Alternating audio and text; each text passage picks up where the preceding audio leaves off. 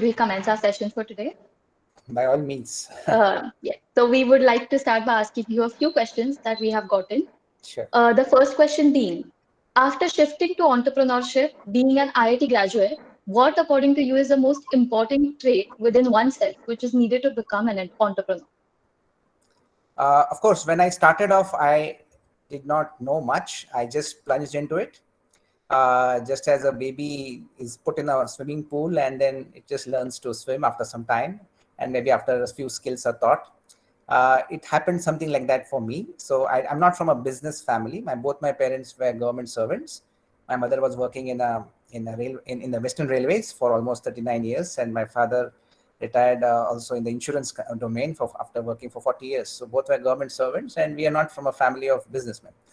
So it was a new experience, but since I was through the IIT system, and I have seen entrepreneurship aspects very closely, a lot of students and very successful people I have heard and have interacted. So somewhere there was some itch probably within me that I should become an entrepreneur. Uh, in retrospect, to answer your question, if I look back and see what was the traits which probably are instrumental in becoming an entrepreneur or a successful entrepreneur, I would say that there are 3-4 major traits which one has to see. First is that you should be possessed by some idea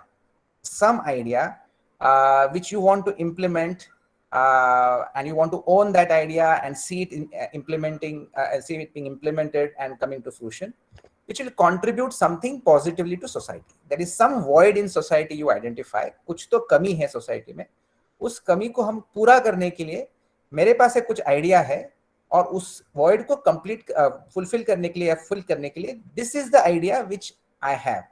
ऐसा कहीं ना कहीं some idea consciously or subconsciously you must be possessed by. I feel this is the most enduring trait, because there are entrepreneurs who become entrepreneurs for a year or a 2 or a 3 and then they drop off and then they again switch back to something else or whatever. But if you are a long-term entrepreneur, if you're an entrepreneur, you're investing for decades, at least 1 decade or 2 decades or more, then you should have an idea which you really love, which you feel this is something which I want to contribute. This is a void in society I've identified and I have to do it. This is number 1. Number 2, you should have a lot of perseverance and risk-taking abilities, because failures will always come. Sometimes a series of failures come first, and then you might possibly meet with success. Or you might meet with some success and failure combination, some combinations will happen. But failure का अनुभव, setback का अनुभव तो अनिवार्य है entrepreneurship की journey. You cannot say that I will always be successful in everything I put my hand into. It's not possible. I mean, I don't think there is any entrepreneur living on the planet who can say that I was successful in everything I did. So you should be having the capacity to digest failure. So you should also have the ability to be able to, with equanimity, face success and failure. And there has to be this element of perseverance, as I said. This is the second trait, perseverance. Third is, of course, a certain element of risk-taking is necessary.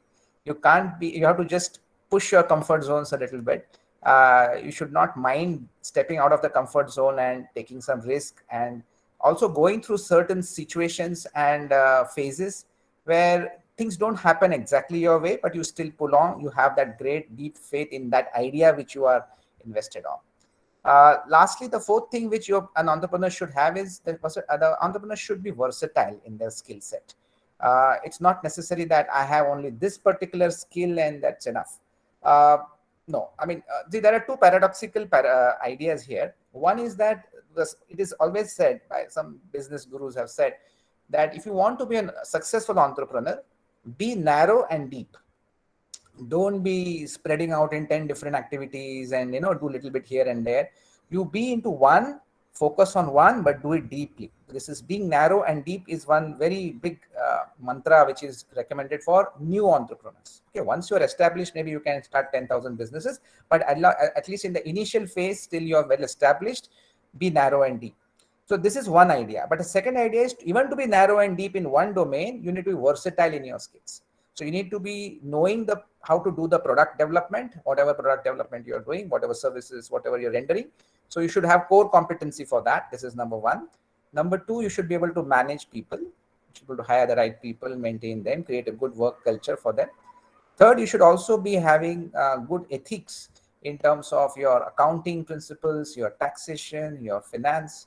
All this is also very important. So these three things, if are also there, then these three, four things, if are there, then you will definitely have a greater propensity to be a successful entrepreneur down the line.